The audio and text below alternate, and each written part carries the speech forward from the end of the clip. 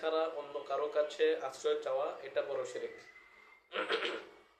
কারণ আশ্রয় দেওয়ার একমাত্র মালিক হলেন আল্লাহ রাব্বুল আলামিন। এটাকে বলে আল ইস্তিআযা, আশ্রয় কামনা করা। আর এটি একটি গুরুত্বপূর্ণ ইবাদত। আর কোন ইবাদত আল্লাহ ছাড়া অন্য কারোর জন্য করলে ওটা বড় শিরক হয়।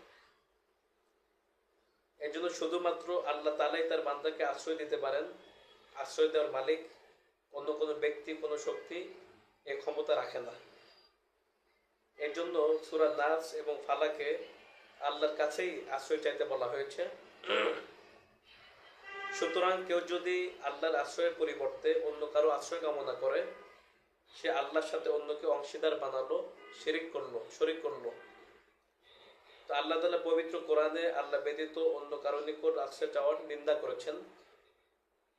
তিনি ইরশাদ করেছেন, ওয়া আন্নাহু কানা রিজালুম মিনাল ইনসি ইয়াউযুনা বিরিজালিম মিনাল জিন্নি ফাযাদুহুম রাহাকা।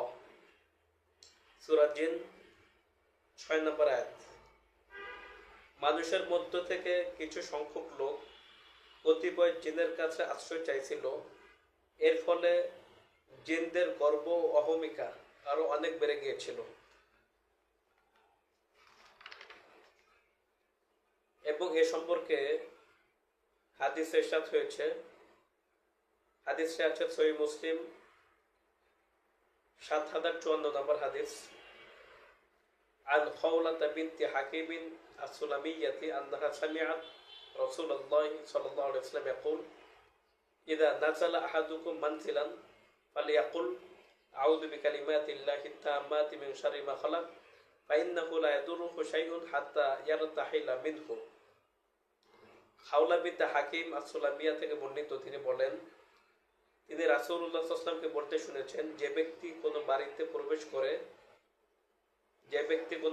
প্রবেশ করে বলল, আমি আল্লাহ তাআলার পূর্ণাঙ্গ কালামের মাধ্যমে তার সৃষ্টির সকল অনিষ্টতা থেকে আশ্রয় চাচ্ছে, তাহলে যতক্ষণ পর্যন্ত সে ওই মঞ্জিল ত্যাগ না করবে ততক্ষণ পর্যন্ত কোনো কিছুই তার ক্ষতি করতে পারবে না।